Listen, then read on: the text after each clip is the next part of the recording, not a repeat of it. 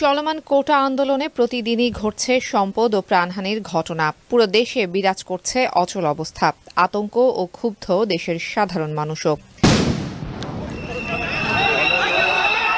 বাংলাদেশের কোটা সংস্কার আন্দোলন ঘিরে সহিংসতা ও ক্ষয়ক্ষতির পরিমাণ বেড়ে পরিস্থিতি সরকারের নিয়ন্ত্রণের বাইরে চলে যাওয়ায় কারফিউ জারি ও সেনা মোতায়েন সংক্রান্ত পরিপত্র জারি করেছে দেশটির সরকার। শুক্রবার সন্ধ্যায় প্রধানমন্ত্রী শেখ হাসিনার সাথে 14 দলের শীর্ষ নেতাদের বৈঠক শেষে গণভবনের সামনে এক সংবাদ সম্মেলনে ক্ষমতাসীন দল আওয়ামী লীগের সাধারণ সম্পাদক ওবায়দুল কাদের সারা দেশে উদ্ভূত পরিস্থিতির কারণে কারফিউ জারির সিদ্ধান্তের কথা জানান। সেই সাথে রাষ্ট্রীয় সম্পদের নিরাপত্তার স্বার্থে সশস্ত্র বাহিনী মোতায়েনের কথাও বলেন তিনি।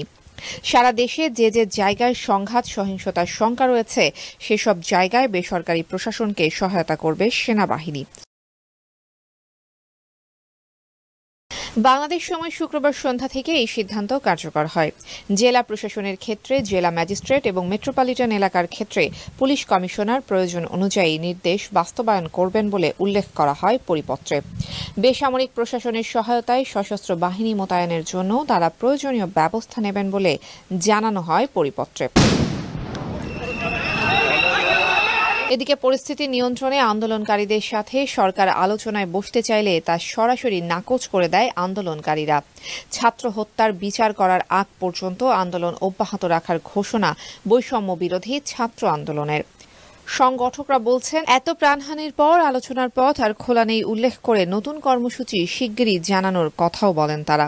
আলোচনা এবং গোলাগুলি তো দুইটা একসাথে হয় না, লাশের উপর দিয়ে তো আলোচনায় যাওয়া যায় না। তো সুতরাং আমরা কিছু দাবি দিব, এগুলো পূরণ সাপেক্ষে আলোচনা হইতে পারে।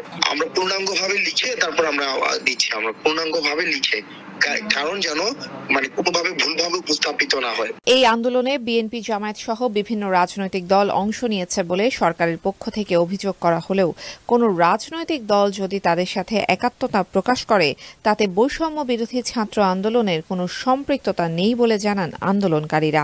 তবে আন্দোলনে সাধারণ মানুষকে যুক্ত হওয়ার আহ্বান